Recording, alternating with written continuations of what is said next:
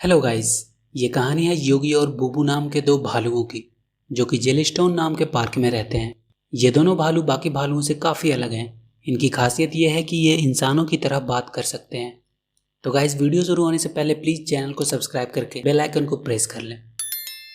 तो अब हम इस मूवी पे आते हैं, जिसका नाम है योगी बियर। मूवी के स्टार्ट में हम योगी और बुबू नाम के दो भालुओं को देखते हैं। ये दोनों आम इंसानों की तरह बात कर सकते हैं। ये दोनों जेलिस्टोन पार्क में आने वाले लोगों से उनकी फूड बास्केट चुराने की कोशिश कर रहे होते हैं, पर हमेशा की तरह योगी से कुछ ना कुछ गड़बड़ हो ही जाती है। ये योगी हमेशा फूड बास्केट चुराने के लिए नई नई तरीके आजमाता रहता था। आज योगी ने अपने दिमाग लगाते हुए पार्क के बेंच में एक स्प्रिंग मशीन लगाई थी, जिससे वहाँ फूड बास्केट रखते ही वो उछलकर सीधे योगी बियर के हाथों में गिरेगा। अभी इन दोनों का पहला शिकार आया ही था कि तभी उस पार्क का रेंजर स्मिथ वहाँ आता है और योगी से कहता है, हमें लोगों की कंप्लेन आ रही है कि कोई भालू उनका खाना चुरा लेता है। कहीं वो तुम दोनों तो नहीं? योगी कहता है, नहीं, बिल्कुल भी नहीं। हम तो बहुत भोले और अच्छे भालू हैं। आप हमारे बारे में ऐसा सोच भी कैसे सकते हैं?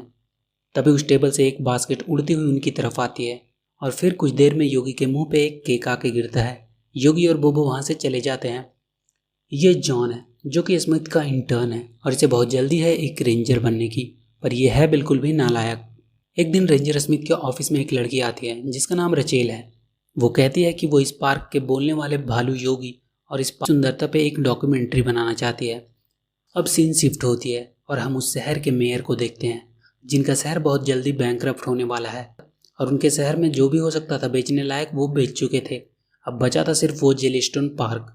वो दिमाग लगाता है कि इस पार्क को वो अगर एग्रीकल्चर लैंड में बदल देंगे, जिससे उन्हें अच्छी खासी कमाई हो जाएगी और अगले इलेक्शन में उस पैसे से वो वोट खरीद कर गवर्नर बन जाएंगे। स्मिथ रेचल को योगी और बुबू से मिलवाता है। रेचल बुबू की गर्दन में एक कैमरा लगा देती है जो हर वक्त उनके हर एक्टिविटी को रिकॉर्ड करेगा। योगी और बुबू काफ़ी खुश थे क्योंकि अब वो स्टार जो बनने वाले थे। कुछ देर बाद वहाँ पार्क में वो मेयर आता है और रेंजर स्मिथ से कहता है कि वो लोग इस पार्क को बंद कर रहे हैं क्योंकि ये पार्क बहुत घाटे में जा रहा है और पिछले 10 सालों में ये अपना खर्चा भी नहीं निकाल पाया है। स्मिथ उनसे रिक्वेस्ट करता है कि वो ऐसा ना करें। ये पार्क 100 साल पुराना है और पूरे शहर में सिर्फ यही एक ऐसा पार्क है जहाँ आकर लोग नेचर के इतने करीब आ पाते हैं, पर वो मेयर नहीं मानता है। तब स्मिथ उनसे कहता है कि पार्क अपने अगले क्वार्टर तक अपनी कमाई पूरा कर लेगा। मेयर उनसे कहता है कि तुम्हें पता है अगले क्वार्टर आने में सिर्फ 1 हफ्ता बचा है और तुम्हें $20,000 जमा करना होगा। स्मिथ उनसे कहता है वो कोई ना कोई रास्ता जरूर निकाल लेंगे।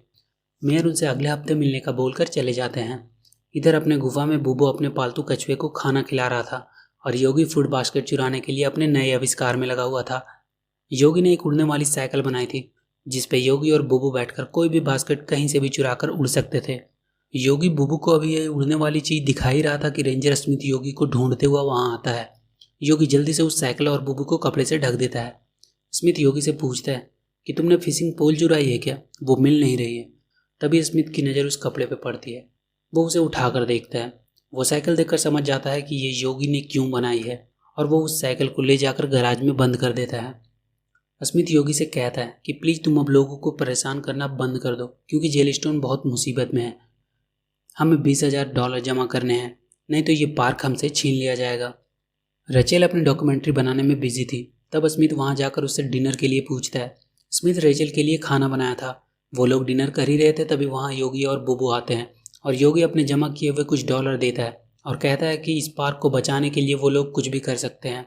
स्मिथ उनसे कहता है अगर तुम लोग वाकई में इस पार्क को बचाना चाहते हो तो प्लीज़ छिपे रहो और लोगों से दूर रहो। योगी उनसे प्रॉमिस करता है कि अब से बिल्कुल भी वो लोगों को परेशान नहीं करेगा और छुपा रहेगा। रेचल को वहाँ उस पार्क की सीजन पास मिलती है। वो कहती है कि ये कितनी सस्ती है, पर स्मिथ कहता है हाँ सस्ता होता अगर लोग यहाँ आते। तब रेचल उससे कहती है कि क्यों ना हम इस पार्क की 100वीं एनिवर्सरी मनाएं और फायरवर्क का प्रोग्राम बनाएं और उस दिन जो भी लोग सीजन पास खरीदेंगे हम उन्हें $10 की छूट देंगे। स्मिथ को यह आइडिया अच्छा लगा, इससे शायद वो पार्क को बचा पाएगा। अब वो लोग जेलिस्टोन पार्क की 100वीं एनिवर्सरी के प्रोग्राम की एडवर्टाइजमेंट में लग जाते हैं। जॉन भी घूम घूम कर पैम्पलेट बांट रहा था। तब उसे वो मेयर मिलता है। मेयर सोचता है कि अगर इन लोगों का प्रोग्राम सफल हो गया तो वो लोग इस पार्क को बचा लेंगे, इसलिए वो जॉन को लालच देता है कि अगर वो इस प्रोग्राम को बर्बाद कर देता है तो वो उसे इस पार्क का हेड रेंजर बना देगा और जॉन उसकी लालच में आ जाता है। अब दिन आ गया था पार्क के एनिवर्सरी की। काफ़ी लोग आए थे। इधर ये योगी 2 दिनों से बिना लोगों को फूड बास्केट खाए हुए परेशान हो रहा था। वो अपने आप को रोक नहीं पा रहा था। पर बुबू योगी को समझाता है कि तुमने रेंजर को प्रॉमिस किया है। जॉन मेयर से कहता है कि उसने काफ़ी कोशिश की इस प्रोग्राम को बंद कराने की, लेकिन लोग उसकी मान ही नहीं रहे हैं। मेयर उससे कहता है तुम रेंजर बनने के काबिल ही नहीं हो। तब जॉन को आइडिया आता है योगी को भड़काने का। वो जाकर योगी से कहता है कि रेंजर स्मिथ पागल हो गया है, उनका यह फायरवर्क शो फ्लॉप होने वाला है, क्योंकि लोग ऐसे फायरवर्क शहरों में रोज देखते हैं। योगी तो पहले से ही बेकाबू था। वो कहता है कि अब वो लोगों को अपना प्रोग्राम दिखाएगा। रेंजर स्मिथ और रेचल फायरवर्क शो की तैयारी में लगे हुए थे। तभी वो लोग देखते हैं कि योगी और बोबो मोटर बोट से वाटर स्कीइंग करने वाले हैं। योगी नया नया स्टंट दिखा रहा था, जिसे देखकर लोग काफ़ी इंजॉय कर रहे थे। योगी स्कीइंग करते करते आग जलाकर स्टंट कर रहा था।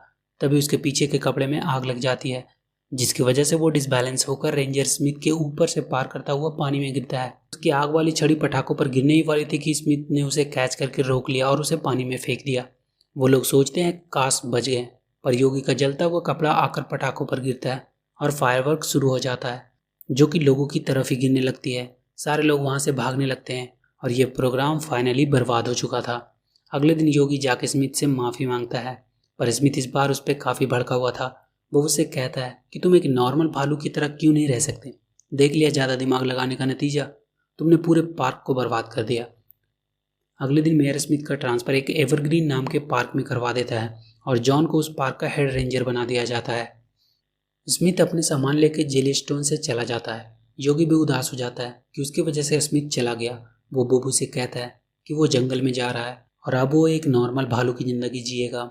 जॉन रेंजर बनकर काफ़ी ज़्यादा एक्साइटेड था, क्योंकि अब उसे कोई रोकने वाला नहीं था। स्मिथ को पार्क के नाम पे एक स्ट्रीट के छोटे से जगह पे ट्रांसफ़र किया गया होता था, जहाँ नाम मात्र के 1-2 पेड़ थे और सिर्फ कचरा ही था वहाँ।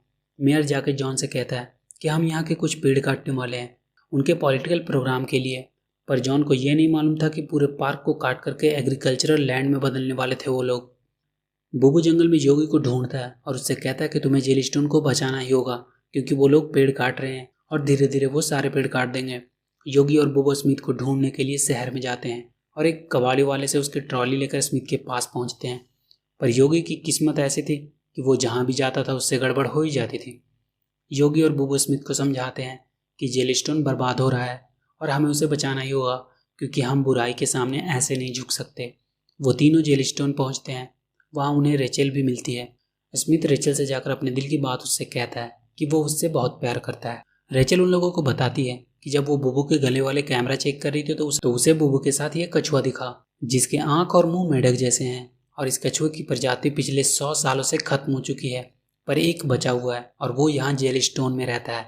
मतलब अगर हम इस कछुए को ढूंढ ले तो वो लोग कानूनी तौर पे इस कछुए की वजह से इस पार्क को बंद नहीं कर पाएंगे और हमारा जेलीस्टोन बच जाएगा। मेयर को इसके बारे में पता चलता है तो वो जॉन को उस कछुए को ढूंढ कर लाने को कहता है। स्मिथ पार्क में एक दूसरे रास्ते से उन सबको अंदर लेके जाता है। तब तक जॉन को कछुआ मिल चुका था। मेयर उससे कहता है उसके आदमी कछुआ लेने आ रहे हैं। स्मिथ और योगी को जॉन तक पहुंचने के लिए बीच में एक नदी पड़ती थी। तब योगी उनको अपनी उड़ने वाली साइकिल दिखाता है और कहता है कि वो और बुबू कछुए को लेकर अभी आ जाएंगे। अब योगी और बुबू उस उड़ने वाली साइकिल को लेकर उड़ जाते हैं, पर हमेशा की तरह योगी की इन्वेंशन आधी अधूरी ही रहती है। पर फिर भी वो लोग उस साइकिल को अच्छे से चला रहे थे। कछुए को लेने के लिए मेयर के आदमी जॉन के पास आ चुके थे, पर जॉन को अब उन लोगों पर शक होने लगा था। जॉन देखता है ऊपर से योगी कछुए को लेने के लिए आ रहा है, तो वो बात करके और टाइम वेस्ट करने लगता है ताकि योगी कछुए को ले जा सके।